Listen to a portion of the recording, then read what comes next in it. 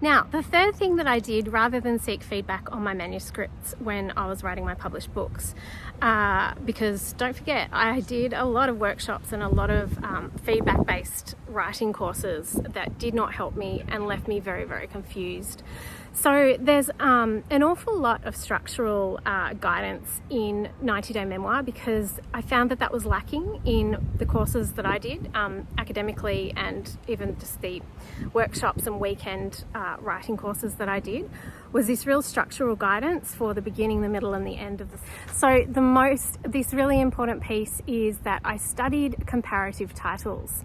And this is what's helped me to form these structural blueprints for literary memoirs, is I studied other memoirs in my specific genre. So when I was writing Love and Other U-Turns, it was a travel memoir.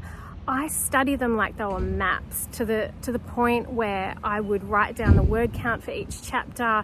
I would study each act, analyze what went into each act. I studied the intro pages, the way they finished each chapter. I studied how they wrapped up significant conflicts or events in the story.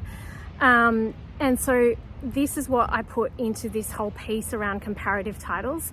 It's so important. It's more important, I think, than getting feedback.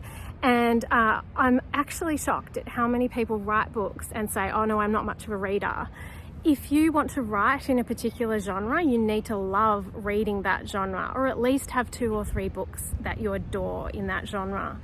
So studying, like finding 1 or 2 or 3 comparative titles and studying them and feeling inspired and encouraged and motivated by what you like, and really analysing them from the framework of like, what do you like and what do you dislike. And I have questions and prompts around this piece of it in 90-Day Memoir, how to find your comparative titles and suggestions for comparative titles, what you should and shouldn't use as a comparative title, for example.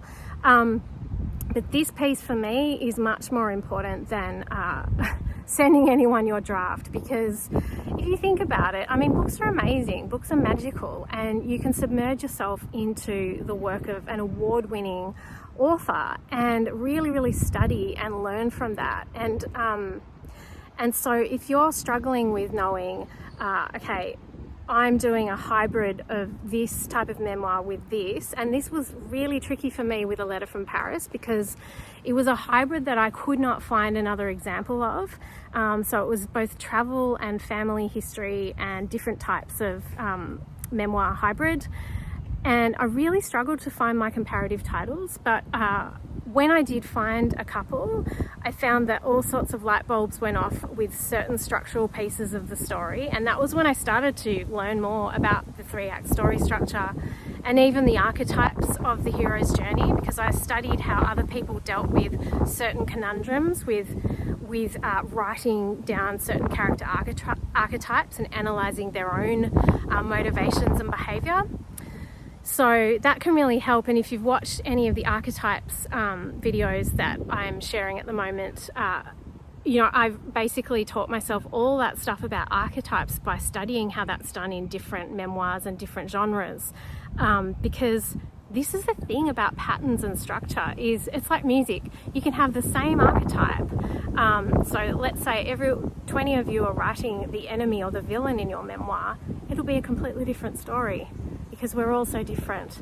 It's basically a musical score, and you study the basics, and then that's where the art comes into it, and you learn what you like and what you want to do and how your style differentiates. So this is so important, and again, that was not something that was taught to me in any of the academic writing programs that I took, which I think is a real miss. So that's why I include a lot about finding comparative titles, particularly in the intro section of 90-Day Memoir.